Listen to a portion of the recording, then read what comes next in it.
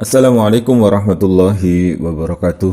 Salam sejahtera untuk kita semuanya. Jumpa lagi dengan saya bersama dengan Psikologi Menjawab ya. Nah, pada kesempatan kali ini kita akan membahas tema tentang laporan perkembangan anak usia dini. Nah, sebelum lebih lanjut, silahkan untuk subscribe terlebih dahulu channel Psikologi Menjawab. Mudah-mudahan terus berkembang dan bisa memberikan kemanfaatan bagi banyak orang. Dan juga saya sampaikan selamat menyimak ya buat rekan-rekan mahasiswa ya. Oke. Nah, sebelum lebih lanjut ke laporan asesmennya ya atau laporan perkembangan anak usia dini, saya akan review terlebih dahulu di bagian awal di pertemuan-pertemuan awal kita ya. Jadi pelaporan itu sebenarnya adalah bagian dari akhir. Nah, sebelum-sebelumnya ada yang disebut dengan evaluasi pembelajaran atau assessment ya. Nah, assessment itu sendiri juga berkaitan erat dengan proses pembelajaran. Jadi adanya proses pembelajaran, terus kemudian perlu untuk diadakan evaluasi. Lalu evaluasi yang sudah dilakukan atau assessment yang sudah dilakukan kemudian dilakukan pelaporan, dan pelaporan itu sendiri merupakan bagian yang terintegrasi gitu ya dari proses pembelajaran. Nah, tujuan dari assessment apa sih sebenarnya gitu ya? Kenapa sih harus dilakukan assessment? Kenapa di dalam proses pembelajaran itu harus dilakukan assessment atau evaluasi? Yang pertama tujuannya adalah untuk mengetahui berbagai aspek perkembangan anak. Misalnya yang sudah kita pelajari ya, baik itu perkembangan motorik, yaitu motorik halus, motorik kasar, seperti itu. Terus kemudian kognitif, untuk mengetahui perkembangan kognitif kita sudah belajar juga terkait sama perkembangan kognitifnya Piaget ya. Terus kemudian perkembangan bahasa, sosial emosional, dan seterusnya. Nah, tujuannya adalah untuk mengetahui berbagai aspek perkembangan tersebut yang sudah kita kupas juga di pertemuan-pertemuan sebelumnya. Nah, berikutnya, selain kemudian untuk mengetahui aspek perkembangan, juga untuk mengidentifikasi hambatan perkembangan anak ataupun adanya permasalahan dalam proses belajar. Misalnya, dari yang kita lakukan evaluasi, kok kita misalnya mendapatkan beberapa anak yang berbeda dari yang lain, katakanlah dia lebih lambat gitu ya, belum mencapai standarnya, ataupun memang katakanlah secara perkembangan yang lain-lain itu secara umumnya sudah oke, tapi dia kok belum, berarti ada permasalahan yang dia hadapi. Jadi untuk mengidentifikasi ya adanya hambatan perkembangan anak, ataupun misalnya memang permasalahan terkait sama belajar.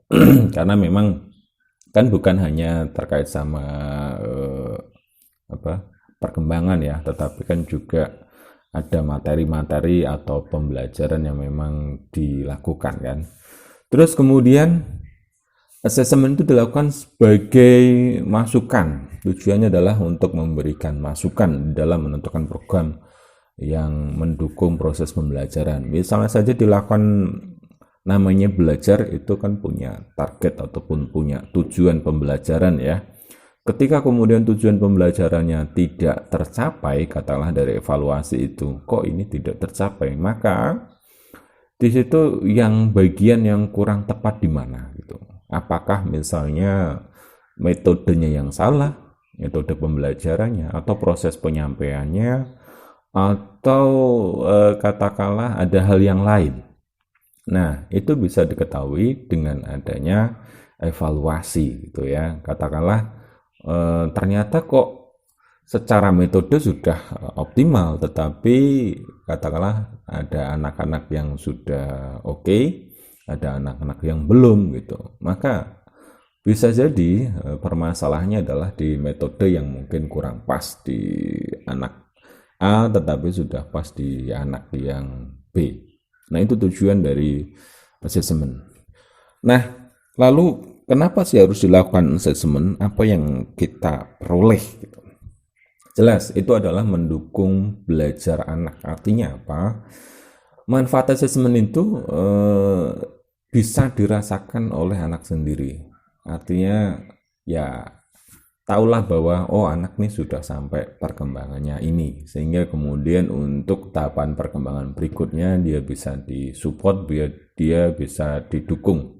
Atau misalnya kok anak mestinya usia segini sudah sampai tahapan perkembangan yang seperti ini atau standarnya itu sudah sampai seperti ini, tetapi kok belum. Maka kemudian apa yang harus dilakukan kan gitu kan ya. Jadi manfaatnya itu mendukung belajar ataupun perkembangan anak.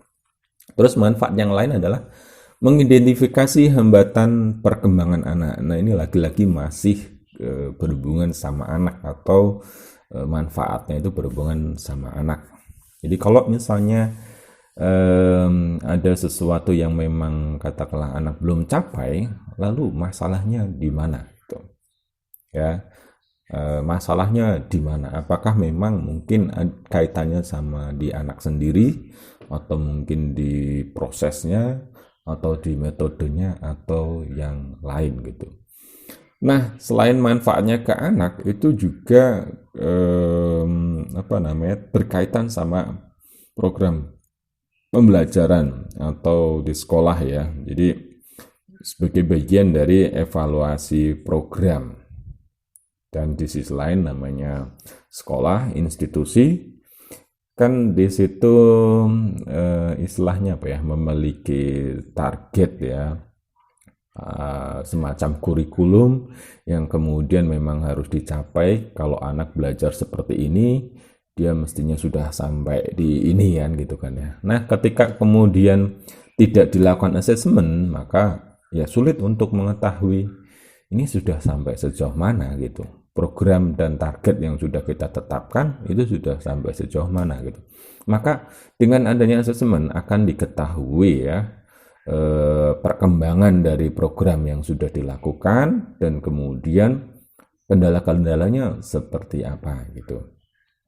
Selain itu juga yang namanya di proses pembelajaran itu memiliki tanggung jawab ya, terutama juga ke orang tua.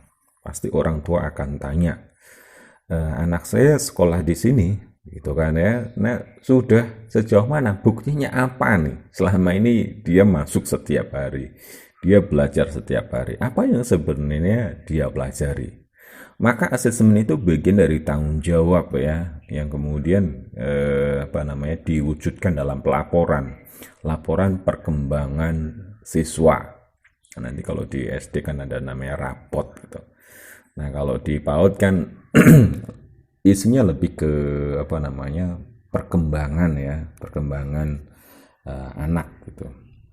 Nah, berikutnya setelah manfaat asesmen, bagaimana sih kemudian kita membuat asesmen itu yang baik dan memastikan bahwa memang hasilnya itu oke. Artinya apa? Karena tadi asesmen adalah bagian dari wujud pertanggungjawaban, tentu kita harus lakukan dengan yang sebaik-baiknya ya. Jangan sampai kemudian di pelaporan kita bilang bahwa anak belum mencapai perkembangan secara optimum gitu. Tetapi kemudian mendapat protes dari orang tua, anak saya sudah bagus kok, sudah oke kok. Nah,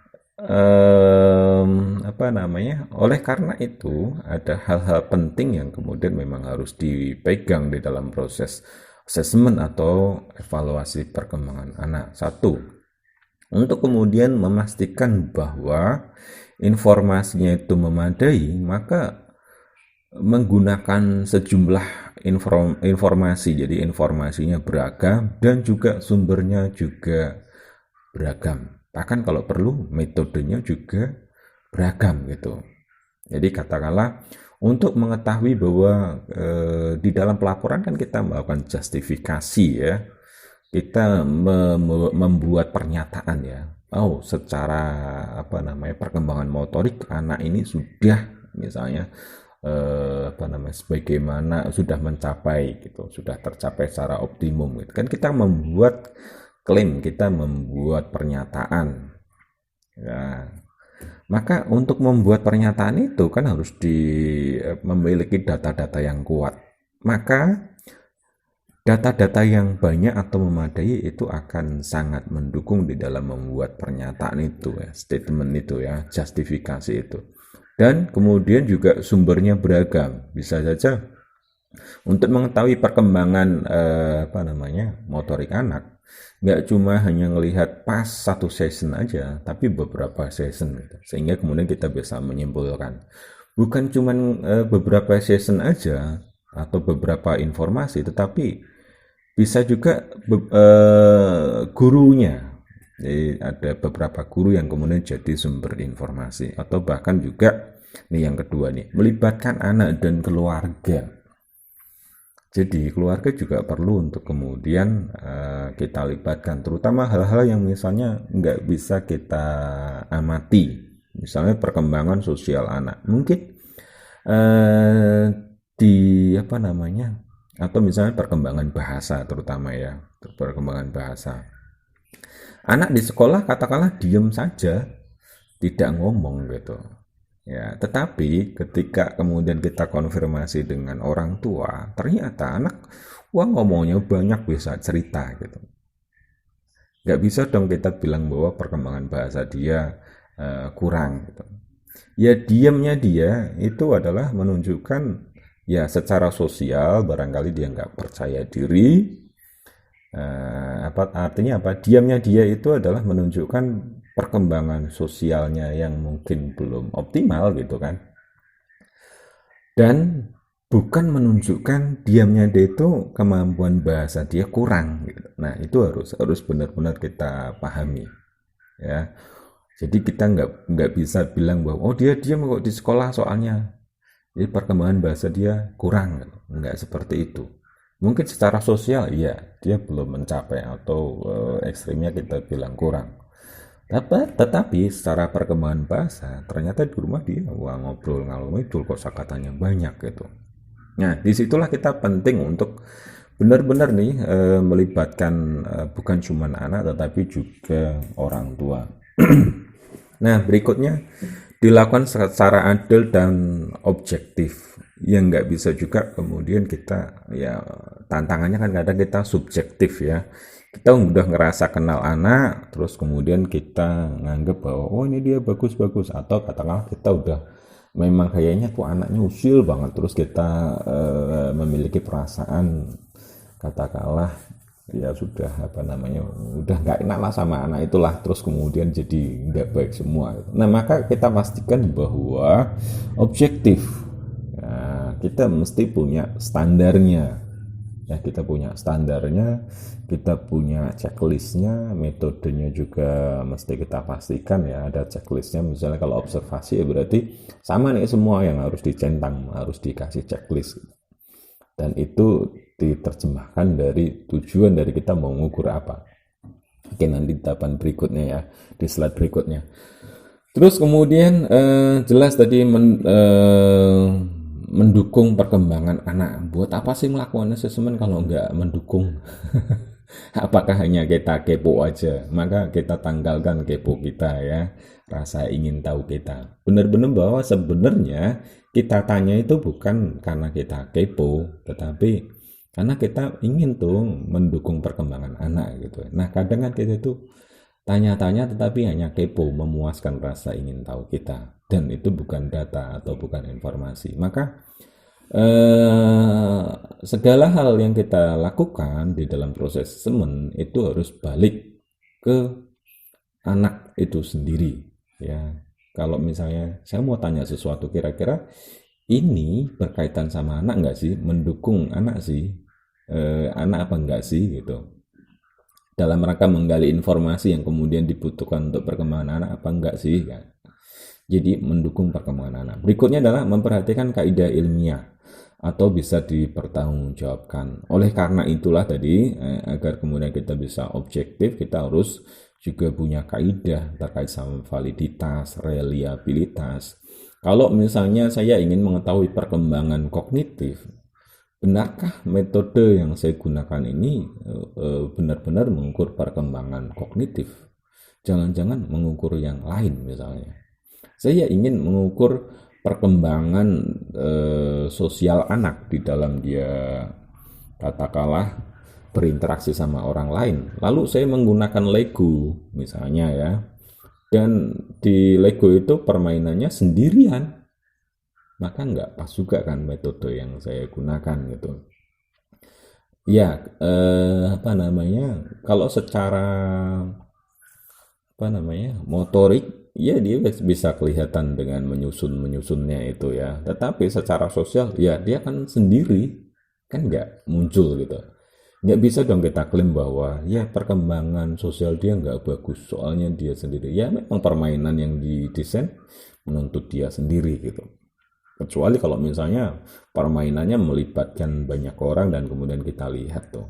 Ya, gitu kan ya. Maka pastikan bahwa metode yang kita gunakan itu memang memungkinkan perilaku anak itu muncul. Kalau misalnya kita ingin mengukur kemampuan motorik dan kita menggunakan metode permainan atau yang lain-lain ya, untuk artinya apa? Permainan lalu kemudian kita observasi, pastikan bahwa permainan itu memungkinkan anak untuk menampilkan kemampuan motorik dia. Ya, pastikan bahwa kalau kita mengukur perkembangan sosial anak, pastikan bahwa metode permainan yang kita gunakan saat kemudian kita mengobservasi, pastikan bahwa itu memungkinkan anak untuk memunculkan perilaku-perilaku sosial. Nah, itulah pentingnya ya. Jadi memperhatikan kaidah ilmiah. Nah, metodenya sendiri seperti apa di dalam menggali informasi ataupun data yang tadi saya sampaikan bahwa ya baiknya itu menggunakan sejumlah metode itu, jangan cuma tunggal saja. Misalnya observasi. Ya, untuk mengetahui perkembangan katakanlah bahasa anak, kita bisa lakukan dengan observasi. Kita mengamati ya. Kita mengamati anak, kita bisa bikin checklist atau misalnya dalam katakanlah session-session tertentu ya. Jadi observasi kan ada time sampling, ada jadi waktu-waktu tertentu kan bisa juga, atau dalam waktu yang lebih panjang kan bisa juga. Nah, selain itu misalnya kita juga menggunakan wawancara, kita bisa cari tahu dari orang tuanya atau significant other ya. Kan kadang anak-anak itu nggak semuanya bareng sama orang tua, bisa aja mungkin simbahnya ya, setiap hari yang nganter simbahnya dan ikut simbahnya misalnya.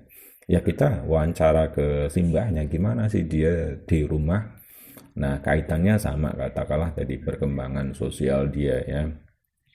Atau misalnya konferensi dengan guru, dalam arti apa? Sangat mungkin bahwa di kelas itu katakanlah sistemnya rolling atau tematik, ganti tema gurunya berbeda gitu, atau ganti hari gurunya berbeda, atau pakai rolling ya, mengantisipasi agar anaknya itu enggak namanya anak ya kan, kadang kalau sudah suka sama satu guru ya bakal suka terus dan kemudian nggak mau yang lain. Maka kan perlu nih diadakan rolling bergantian gitu, walaupun memang ada penanggung jawab atau wali kelasnya sendiri. Nah, konferensi guru bisa nih para guru itu saling menyampaikan informasi terkait sama ya selama ini seperti apa gitu.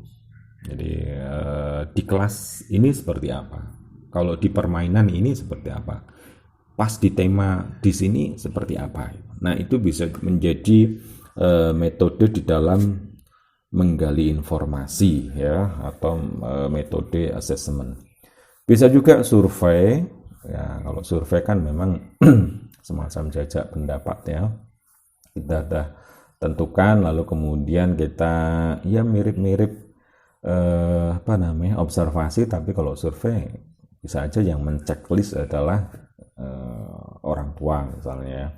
Atau hasil kerja anak, kan setiap hari anak diajak ya berganti-ganti ya, mungkin menggambar atau mungkin mewarnai gitu. Nah, bisa dilihat dari waktu ke waktu bagaimana sih perkembangan motorik anak misalnya ya, dari menggambar, dari ngeblat, dari dia nulis, dari dia nyalin gitu. Nah, bisa dilihat dari situ atau yang lainnya ya.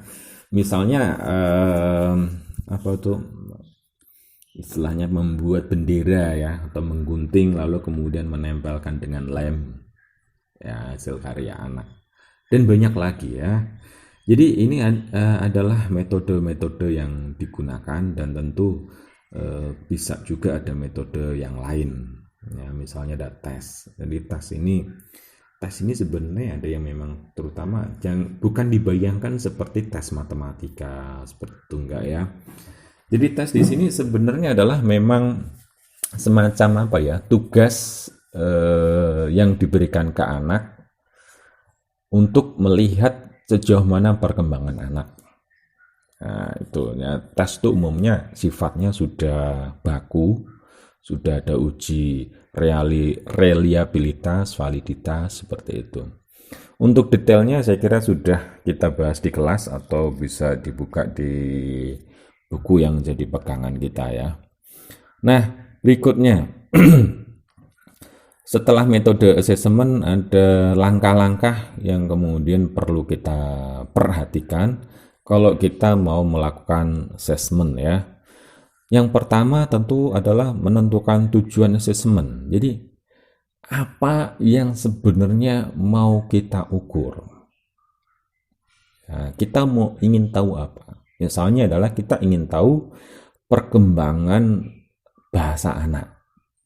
Nah, setelah kita tahu yang dimaksud itu apa sih, kita definisikan perkembangan bahasa anak itu apa sih? Sesuai kebutuhan anak. Dia usianya berapa gitu. Ya, usianya berapa? Usianya itu dia 5 tahun. Kalau 5 tahun itu seperti apa sih? Nah, kita harus punya patokan kan? Sehingga kita membandingkan antara perilaku ataupun realitasnya di lapangan dengan patokan yang ada. Nah, untuk kemudian kita tahu nih, kita membandingkan sejauh mana dia sudah sampai di patokan yang ada, maka metode seperti apa yang kemudian kita perlu gunakan gitu. Nah, metode ini bisa bervariatif ya. Artinya apa? Bukan hanya tunggal tapi pakai beberapa metode. Lalu metode ini juga kemudian kita bisa buat alatnya. Misalnya tadi untuk mengetahui perkembangan motorik anak ya, kita membuat permainan yang memungkinkan anak untuk menampilkan keterampilan dia di dalam gerakan motorik, katakanlah jari. Ya bisa aja misalnya dakon, bisa aja misalnya Lego tadi. Maka alat dan kemudian sarana itu jadi semacam kreativitas saja ya yang kita lakukan gitu. Hal yang terpenting adalah kita tahu tuh tujuannya apa. Jadi bukan tujuannya adalah mengukur kemampuan anak di dalam menggunting kertas, bukan itu. Di dalam menggunting itu kan adalah aspek apa? Aspek motorik. Nah, itu yang perlu kita pahami ya. Ketika anak menempel, katakanlah membuat bendera 2 warna misalnya, bukan soal kemampuan dia menempel, tetapi kemampuan anak secara motorik yang kemudian ditunjukkan dengan dia bisa menempel dengan rapi dan seterusnya. Maka kita mesti paham nih antara perilaku yang muncul sama aspek yang ada di dalam perilaku itu. Apakah kemudian aspeknya motorik itu halus, kasar, atau kemudian dia sosial atau kognitif atau bahasa atau yang lainnya. Jadi pahami betul bahwa perilakunya bisa bervariasi, tetapi aspeknya itu apa? Nah, itu yang penting buat kita ya. Lalu setelah kita menentukan metodenya, sarananya, dan seterusnya, itu kita melakukan pengumpulan data. Jadi proses pengumpulan data. Kalau kita menentukan observasi, ya kita lakukan observasi. Kalau kita wawancara, ya kita lakukan wawancara. Nah, wawancara sendiri atau observasi ada yang sifatnya terstruktur, ada yang tidak terstruktur. Kalau terstruktur, kita udah tentukan dulu. Misalnya pertanyaannya udah kita bikin gitu ya. Kalau itu wawancara. Kalau itu nggak terstruktur, ya pokoknya terjun lalu kemudian jawabannya apa, ya kita gali terus. Tapi tetap tujuannya adalah kita berpedoman pada tujuan gitu. Bedanya itu kalau terstruktur kita udah siapin pertanyaan-pertanyaannya ya. Nah kalau nggak terstruktur kita datang bermodal tujuan, hanya saja cara kita menyampaikan pertanyaan itu bisa sangat variatif. Artinya nggak perlu pakai daftar pertanyaan kan gitu ya. Terus kemudian bisa juga pertanyaannya atau wawancara itu tertutup, bisa juga terbuka. Kalau tertutup itu jawabannya ya atau tidak. Apakah anak Anda sudah bisa katakanlah menggunting sendiri misalnya atau pakai baju sendiri? Ya, tidak. Nah, misalnya pertanyaan terbuka adalah, Bu, minta tolong ceritakan kebiasaan anak kalau dia mau berangkat dan pakai baju sendiri misalnya. Nanti seperti itu ya. Nah, terus kemudian juga kalau terstruktur, kalau misalnya observasi, ya kita udah tentukan dulu waktunya kapan, dari berapa gitu. Tapi ada juga yang nggak terstruktur, pokoknya the moment kesempatan kita observasi. Nah, itu ya. Terus kemudian melakukan pengolahan data atau informasi yang diperoleh. Setelah informasi yang ada itu informasi terkumpul, maka kita integrasikan ya. Kita pisah-pisah. Oh, ini yang motorik. Gitu kan, oh motorik ini dari nyusun ini, oh dari ini. Kita kompilasi, kita olah, kita analisis. Nah, disinilah penting untuk kita istilahnya apa ya, nyandai ya, metani atau istilahnya oh ini masuk mana sih, masuk mana, seperti itu. Nah, setelah itu kan kita akan memberikan penilaian. Oh ternyata dari metode ini dia nggak muncul, dari metode B muncul, dari metode C muncul. Berarti kesimpulannya gimana nih? Nah, gitu ya. Ya, dia muncul kan karena memang lebih banyak muncul gitu. Berarti dia sudah menunjukkan boleh dibilang ya optimum lah gitu. Kalau semuanya muncul semuanya, nah, bisa aja mungkin lebih ya, pencapaian udah lebih. Nah, setelah kemudian kita melakukan penilaian, kita bandingkan dengan standar, baik itu kita udah bahas juga ya pakai standar kelompok atau memang standar patokan atau standar baku gitu. Berikutnya kita perlu untuk kemudian menampilkan hasil evaluasi itu dalam apa? Dalam pelaporan. Nah, berikut ini kita akan membahas terkait sama pelaporan. Laporan perkembangan anak usia dini. Apa sih sebenarnya esensi dari laporan itu? Laporan itu sendiri sebenarnya adalah gambaran atau deskripsi ataupun informasi terkait sama perkembangan anak. Ya, itu kan hasil dari olah data informasi yang kita peroleh yang kemudian kita tampilkan dalam deskripsi atau dalam informasi. Terkait sama apa? Terkait sama perkembangan anak. Ya. Terus selain itu esensinya apa sih? Laporan itu ya bentuk komunikasi guru pada orang tua terkait sama apa? Terkait sama perkembangan anak. Jadi laporan yang kemudian secara fisik kemudian dalam bentuk kertas ataupun buku itu adalah bentuk komunikasi ataupun alat komunikasi yang mau disampaikan apa? Perkembangan anak. Oh, anak ibu sudah sampai ini. Oh, anak ibu seperti ini. Oh, anak bapak seperti ini. Jadi itu bentuk atau kemudian alat komunikasi, ya. Nah, esensi dari laporan perkembangan itu apa? Hasil dari analisis sintesis, ya. Dari semua data yang ada diolah, mulai dari dikumpulkan, disatukan, dipisah-pisah, terus diinterpretasi sesuai dengan aspek masing-masing. Jadi intinya sebenarnya esensinya itu adalah hasil dari analisis sintesis ataupun interpretasi. Terus berikutnya adalah informasi terkait dengan aspek perkembangan yang menonjol dalam diri anak dan aspek yang mengalami hambatan. Ya, ini indikatornya perkembangan ataupun standar kurikulum. Jadi esensi dari pelaporan itu sebenarnya ingin juga menampilkan bahwa ini sudah anak sudah mencapai ini yang dominan. Ini yang mengalami hambatan, seperti itu ya. Kan juga kemudian kita memberikan rekomendasi. Kalau kemudian katakanlah mengalami belum secara optimal atau ada hambatan, maka apa yang harus dilakukan oleh orang tua? Itu intinya laporan kan seperti itu ya. Karena laporan kan memang ditujukan buat orang tua yang isinya terkait sama perkembangan anak. Nah, berikutnya tujuan pelaporan. Apa sih sebenarnya dan kenapa harus bikin laporan gitu? Nah, tujuan pelaporan itu adalah memberikan informasi kepada orang tua terkait sama perkembangan anak. Jadi memang tujuan itu bersifat informasi ya. Walaupun tadi tujuan dari asesmen sendiri itu sifatnya biasa aja diagnosis ya, untuk mendiagnosis, untuk mengidentifikasi hambatan perkembangan anak. Tetapi pelaporan sendiri adalah untuk menyampaikan informasi ya. Ini yang kemudian mengalami hambatan. Ini udah tercapai optimum, ini udah bagus misalnya gitu. Jadi perlu dipahami perbedaannya ya. Kalau assessment sendiri bisa aja fungsinya adalah diagnosis ya, untuk mengidentifikasi masalah atau hambatan. Tetapi kalau pelaporan adalah memberikan informasi terkait perkembangan anak, terkait hambatan yang dialami oleh anak, terkait sama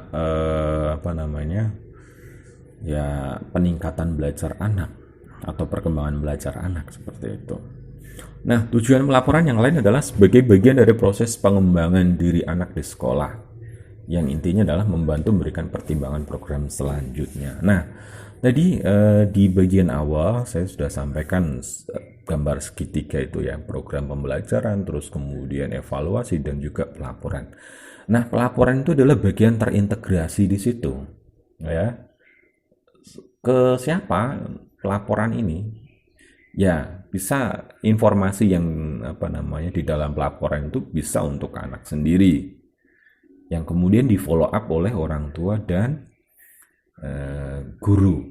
Ini anaknya ngalami ini belum optimal, kan di follow up sama guru ya, dalam bentuk program atau follow up ke sekolah ya. Atau misalnya sekolah ini kok rata-rata semuanya ngalamin katakanlah secara bahasa kurang gitu. Berarti ya itu akan memberikan informasi bagi sekolah untuk bagaimana sih mengembangkan program selanjutnya ke sekolah, bukan hanya ke individu gitu. Dan juga tadi memberikan informasi ke orang tua ya. Nah, berikutnya setelah tujuan adalah hal penting yang perlu diperhatikan di dalam pelaporan. Jadi di dalam kita memberikan pelaporan, menyampaikan informasi, ada hal-hal yang memang perlu kita pastikan ya, sehingga kemudian benar-benar informasi yang kita berikan itu satu, valid ataupun benar, menggambarkan kondisi anak. Dua, yang namanya komunikasi frekuensinya harus sama gitu kan ya. Saya ingin menyampaikan A, maka harus diterima sama dengan A juga oleh orang tua. Nah, oleh karena itu ada hal-hal penting yang perlu diperhatikan di dalam pelaporan. Satu adalah keakuratan informasi yang diberikan. Nah, keakuratan informasi yang diberikan ini didasarkan pada pada asesmen, ada proses sebelumnya tadi. Makanya saya integrasikan ya pembahasan antara asesmen dan juga pelaporan ini ya. Oke, sebentar. Maka di sini penting yang disebut akurat, bahwa informasinya harus akurat dulu gitu ya. Jangan sampai kemudian yang kita tulis, yang kita deskripsikan itu katakanlah masih sifatnya hipotesis di kepala kita, masih sifatnya kok kayaknya begini, kok kayaknya gitu. Nah, pastikan bahwa memang informasi ini valid. Kita mau sampaikan bahwa ini perkembangan anak secara motorik masih kurang gitu, misalnya ya. Nah, apakah itu sifatnya dugaan atau memang itu sebenarnya didukung sama data-data yang memang kita sudah lakukan, gitu, sudah gali gitu. Maka di sini penting untuk kemudian memastikan tadi ya data untuk informasinya valid dengan apa? Dengan tadi proses assessment yang memang sudah oke gitu ya, sudah valid. Terus berikutnya, informasi disampaikan secara rinci terkait perkembangan anak berdasarkan kriteria yang telah ditentukan. Nah, aspek-aspek perkembangan anak ini memang harus tergambar ya di dalam pelaporan. Kan juga boleh dibilang assessment itu kan profiling ya, untuk memprofil, untuk menggambarkan perkembangan anak. Maka di dalam pelaporan sendiri juga harus tergambarkan semua gitu. Kan udah kita lakukan assessment ya, semua prosesnya katakanlah hasilnya kita sampaikan. Aspek-aspeknya apa saja kita sampaikan di situ. Nah, mungkin ada sejumlah sekolah yang memberikan tambahan ya aspek-aspeknya, mungkin terkait sama katakanlah agama, mungkin hafalan, baik itu hadis ataupun ayat pendek atau surat pendek, sah-sah saja, boleh ya. Nah, yang penting memang di sini orang tua tahu bahwa anak saya itu sebenarnya itu kayak gimana sih gitu loh. Ya. Terus kemudian yang sudah oke di mana, yang kira-kira belum di mana. Nah, itu penting ya. Orang tua pasti akan bertanya-tanya, anak saya pintar apa enggak sih ya. Masih TK ditanya pinter atau enggak ya? Ya pinter ya, semua kan pinter ya. Semua orang dilahirkan pinter dan cerdas kan. Dilakukan secara berkesinambungan ataupun kontinu. Ya ini mengikuti apa namanya assessment ya. Mungkin ada kita udah bahas juga walaupun tidak ada di slide. Misalnya ada yang sifatnya itu assessment itu di dalam proses pembelajaran. Misalnya pakai post-test seperti yang mau kita lakukan, atau kemudian sumatif ya, kan ada yang tes sumatif ya. Yang misalnya di UTS ataupun di UAS, tapi ada juga yang sifatnya post-test, kuis di dalam setiap sesi, ada juga seperti itu. Nah, kalau anak-anak bisa aja setiap hari, atau memang ada momen khusus nih, momennya mau observasi perkembangan anak nih, kita mau assessment, kita mau evaluasi, bisa aja seperti itu ya. Mudah dipahami, yang jelas bahasanya harus memang bahasa yang mudah dipahami oleh anak. Gitu, artinya apa? Sifatnya juga komunikatif, dan objektif, komprehensif, kontinu, dan juga komunikatif. Ya, jangan sampai kemudian orang jadi bingung ini maksudnya apa sih sebenarnya gitu. Ya. Oke, berikutnya manfaat pelaporan. Nah, ini tadi ya, pelaporan itu sendiri jadi punya fungsi apa? Ya, di dalamnya sebenarnya lebih memberikan informasi ya, bukan diagnosis itu sendiri. Kalau di dalam mendiagnosis itu kan assessment-nya. Kalau di sini kan menyampaikan informasi terkait sama diagnosisnya sebenarnya ya. Ya kan? Nih saya kasih penjelasan, keterangannya adalah memberikan informasi terkait sama diagnosis. Jadi identifikasi yang sudah dilakukan. Terkait sama apa? Terkait sama perkembangan anak. Terus kemudian pelaporan itu informasinya juga akan menjadi umpan balik, akan menjadi masukan ya buat guru, buat sekolah, dan juga tentu buat kalau orang tua sifatnya informasi ya, support apa yang bisa dilakukan oleh orang tua gitu. Nah, kalau guru ataupun sekolah ini informasinya akan bermanfaat buat apa? Menentukan program berikutnya. Nah, manfaat pelaporan. Nah, itu juga memberikan prediksi, memberikan gambaran perkembangan anak ke depan. Nah, terutama yang terkait sama proses perkembangan tadi, aspek-aspek tadi ya, kognitif, terus kemudian juga motorik, gitu. Terus kemudian seleksi dasar penurunan untuk jenjang pendidikan selanjutnya. Jadi kadang juga pelaporan itu sendiri menjadi semacam alat ya, yang di dalamnya kan menyampaikan informasi dan apa namanya, kalau sederhana kita lah. Kalau misalnya kita mau masuk Pak ke SMA kita pakai NEM misalnya, NEM-nya SMP kan, itu kan berarti NEM itu sebagai hasil, sebagai informasi pencapaian atau kemampuan seseorang, kemampuan anak yang kemudian dijadikan alat atau tolok ukur di dalam proses seleksi kan, penentuan gitu. Nah, bisa aja kemudian seluruh prosesnya tadi terkait sama perkembangan anak itu digunakan untuk menentukan jenjang setelahnya. Apa itu? Kesiapan anak memasuki sekolah dasar. Ya, katakanlah kan untuk masuk sekolah dasar ada syarat-syaratnya, katakanlah secara sosial dia sudah mesti ya katakanlah bisa berinteraksi, secara kognitif dia bisa memperhatikan, tenang di kelas, memperhatikan, nggak lari-lari misalnya. Maka pencapaian dari perkembangan anak yang ada di pelaporan itu bisa juga menjadi dasar mestinya ya, apa namanya, pencapaian dari perkembangan anak. Nah, kalau begitu mestinya apa namanya, nggak perlu tes-tes ya. Ya bisa aja misalnya tes kan bisa aja bentuk dari asesmen itu kan tes, misalnya kayak tes psikologi dari semua aspek yang sebenarnya ya sama sih seperti laporan yang ada di apa namanya TK ataupun PAUD ya, kan seluruh aspek itu. Nah, dari tes itu kemudian disampaikan, disimpulkan bahwa oh ini yang sudah kecapai, udah bagus, ini yang kurang, catatannya seperti ini, rekomendasinya kayak gini kan gitu. Oh ini tidak anggap layak tapi ada catatannya. Maka disinilah fungsi dari seleksi itu sendiri.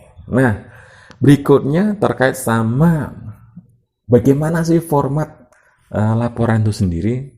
Nah, saya kira saya nggak perlu untuk sampaikan di sini ya, agar kita nggak terlalu panjang, sehingga paparan saya cukuplah 1 SKS, kalau bisa kurang ya.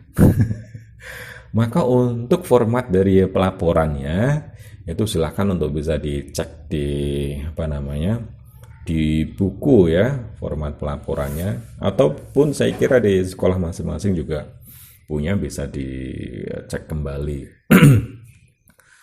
Siapa tahu mungkin ngelihat bahwa oh ini ada yang kurang, perlu ditambahi, oh kayaknya udah apa namanya oke, tapi kayaknya bahasa penyampaiannya perlu lebih informatif. Oke, silakan saja. Nah, untuk selanjutnya saya akan memberikan post test ya, berdasarkan materi yang disampaikan, yang saya sampaikan di bagian ini. Silakan untuk membuka melalui link yang ada di kolom deskripsi. Ya, itulah link. Kenapa tulisannya seperti itu? Ya, itu bagian dari apa namanya? Karena linknya kan panjang tuh. Linknya panjang banget itu sampai apa? Nah, saya khawatir kalau ada satu huruf yang hilang kan, maka diperpendek pakai link itu. Nanti silakan untuk diklik, terus tunggu berapa waktu get link. Nanti akan langsung tersambung ke form, ke Google Form-nya ya. Nah, silakan untuk diisi. Nah, terima kasih sudah menyimak dengan baik.